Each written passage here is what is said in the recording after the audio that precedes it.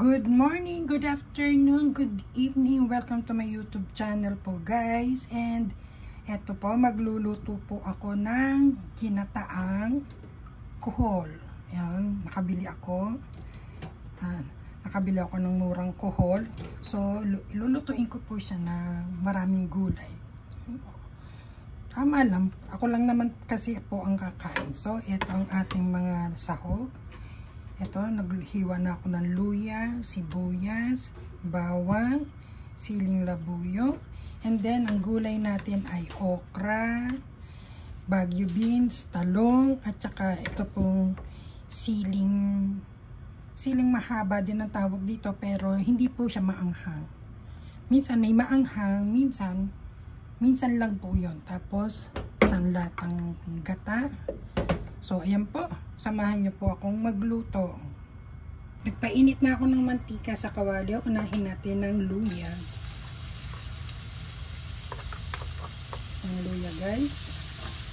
Mahilig ako sa luya, kaya kita niyo ang dami. At saka kinakain ko yan.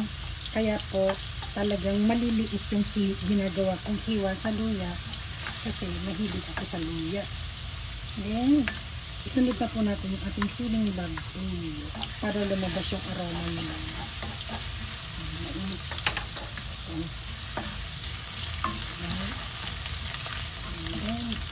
Ayan, nabango na agad siya. Sunodin natin yung sibuyas. Sabay na natin ito, bawang. Kasi ayoko nang masusunod guys ang bawang. Tama lang yung katamtaman lang ang luto. Ayan. Ayan, luto na po yung ating luya at saka yung ating sibuyas. Translucent na siya. So, ibig sabihin luto na yung ating bawang. Tamang-tama lang.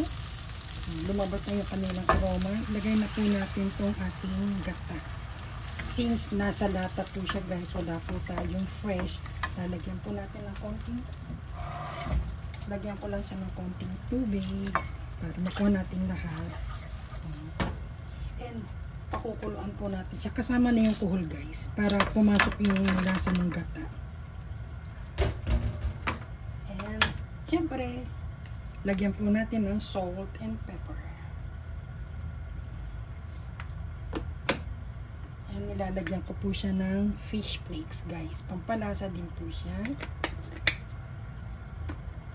Lalagyan po natin ng buyon. And then pakuluan po natin siya. Takpan muna natin.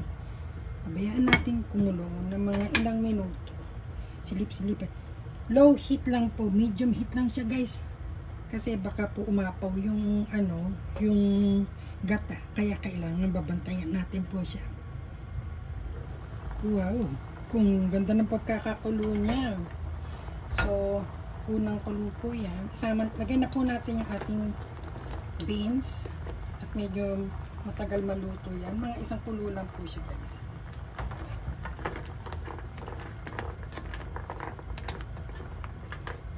Tamang-tama lang po yung anghang na guys.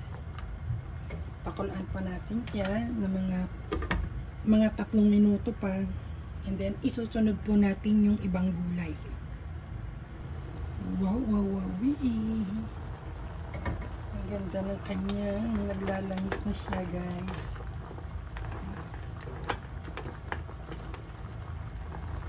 Naglalangis na yung ating gata. So, isunod na natin itong ating talong.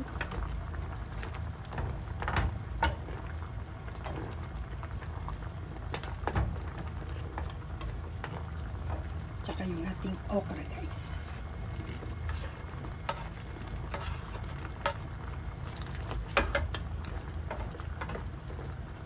Hinaan po natin yung apoy. Low heat na lang po siya guys. Para palalambutin lang natin yung mga gulay at medyo patutuyuan po natin siya ng konti. Haluin po natin paminsan-minsan para mag-balance yung kanyang pagkulo. Para balanse. Ayan, takpan uli natin. Pakuluan pa uli po natin. Ayan po guys, luto na yung ating gulay at talagang kulo-kulo na siya. And last po na ilalagay natin ay itong ating sili. siling labuyo na hindi maanghang. Ayan po. Wow. Pakulaan lang natin siya ng saglit kasi ito guys, madaling maluto. Madaling maluto yung sili. Kaya pakukulaan lang po natin siya ng saglit. Lang. Dagdagan po natin ng konting salt and pepper guys. Medyo matabang siya.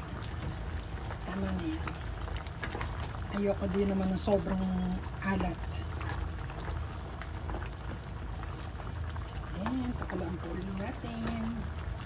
Ayan. Ayan po, luto na ang ating ginataang kuhol. Ayan, ang ating kuhol ang lalaki. So,